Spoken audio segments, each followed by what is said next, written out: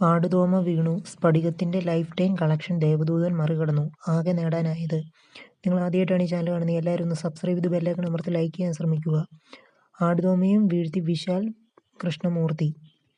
അത്ഭുതപ്പെടുത്തുന്ന സ്വീകാര്യതയാണ് മോഹൻലാൽ നായകനായ ചിത്രം ദേവദൂതൻ വീണ്ടും എത്തിയപ്പോൾ ലഭിച്ചിരിക്കുന്നത്. ദേവദൂതൻ ആഗോളതലത്തിൽ ആകെ 3.2 കോടി രൂപയാണ് നേടിയിരിക്കുന്നത്. മോഹൻലാൽ നായകനായ സ്ഫടികം വീണ്ടും എത്തിയപ്പോഴത്തെ കളക്ഷൻ ദേവദൂതൻ മറികടന്നിരിക്കുകയാണ്.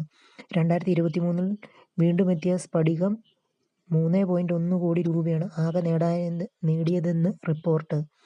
റീ റിലീസ് ആകെ 56 തിയേറ്ററുകളിലായിരുന്നുവെങ്കിലും നിരവധി പ്രേക്ഷകരാണ് കാണാനെത്തിയത്.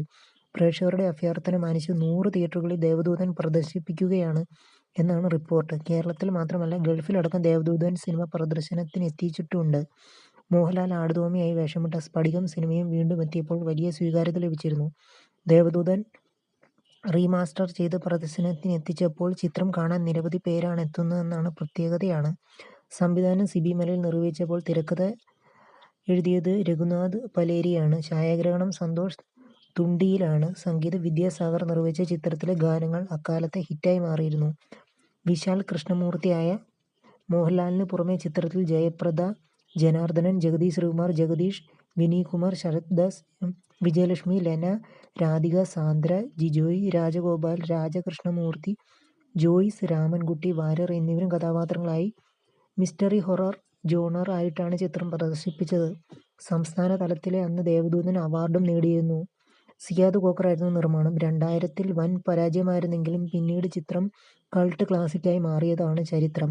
പുതിയ തലമുറയും മോഹൻലാലിന്റെ ദേവദൂതൻ ചിത്രത്തെ വാഴ്ത്തിപ്പാടിയിരുന്നു എന്നത് പ്രസക്തി ചൂണ്ടിക്കാട്ടുന്നു. നിങ്ങൾ ആദ്യമായിട്ടാണ് ഈ ചാനൽ കാണുന്നത്, എല്ലാവരും ഒന്ന് സബ്സ്ക്രൈബ് ചെയ്ത് ബെല്ലൈക്കൺ അമർത്തി ലൈക്ക് ചെയ്യാൻ ശ്രമിക്കുക.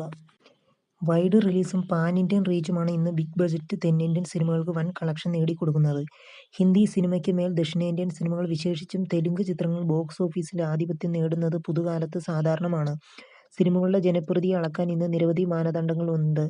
അതിലൊന്നാണ് ഓൺലൈൻ ടിക്കറ്റ് ബുക്കിംഗ് പ്ലാറ്റ്ഫോമുകളിൽ നിന്നുള്ള വിൽപ്പനയുടെ കണക്കുകൾ. ചുവടെയുള്ളത് കൗതുകകരമായ അത്തരമൊരു കണക്കാണ്. മുൻനിര ടിക്കറ്റ് ബുക്കിംഗ് പ്ലാറ്റ്ഫോമായ ബുക്ക് മൈ ഷോയുടെ ചരിത്രത്തിൽ ഏറ്റവും അധികം ടിക്കറ്റ് വിറ്റ ഇന്ത്യൻ ചിത്രങ്ങളുടെ ലിസ്റ്റാണ് അത്. 1.3 കോടി ടിക്കറ്റുകളുമായി പ്രഭാസിന്റെ പുതിയ പാൻ ഇന്ത്യൻ ചിത്രം കൽക്കി 2898 AD വാർത്തകളിൽ ഇടം പിടിച്ചതോടെയാണ് ഇതേ പ്ലാറ്റ്ഫോമുകളുടെ കണക്കുകളും വാർത്താ പ്രാധാന്യം നേടുന്നത്. എന്റർടൈൻമെന്റ് വൈബ് സൈറ്റായ കൊയ്മോയുടെ കണക്ക് പ്രകാരം 1.3 കോടിയിലധികം ടിക്കറ്റുകൾ വിറ്റ കൽക്കി ബുക്ക് മൈ ഷോയുടെ ചരിത്രത്തിൽ ഇന്ത്യയിൽ 4ാം സ്ഥാനത്താണ് നിലവിൽ. SS രാജമൗലിയുടെ RRR ആണ് 3ാം സ്ഥാനത്ത്. 1.34 കോടി ടിക്കറ്റുകളാണ് RRR ബുക്ക് മൈ ഷോയിലൂടെ വിറ്റത്. 2ാം സ്ഥാനത്ത് SS രാജമൗലിയുടെ തന്നെ മറ്റൊരു ചിത്രമായ ബാഹുബലി 2 ആണ്.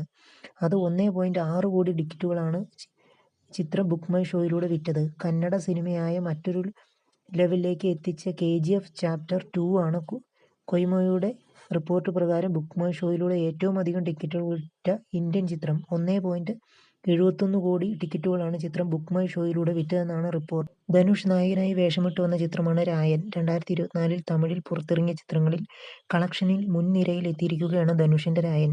തമിഴകത്തിന് പുത്തൻ പ്രതീക്ഷകൾ നൽകുന്നതാണ് ചിത്രത്തിന്റെ വിജയം. ധനുഷിന്റെ രായൻ വെറും 11 ദിവസങ്ങൾ കൊണ്ട് ഏകദേശം 131 കോടി നേടിയിരിക്കുന്നുവെന്നാണ് അഡ്വാൻസ് അടക്കം റിപ്പോർട്ട്. പ്രതീക്ഷിച്ച വിജയം ഇന്ത്യൻ 2 സിനിമയ്ക്ക് അടക്കം നേടാനായിരുന്നില്ല.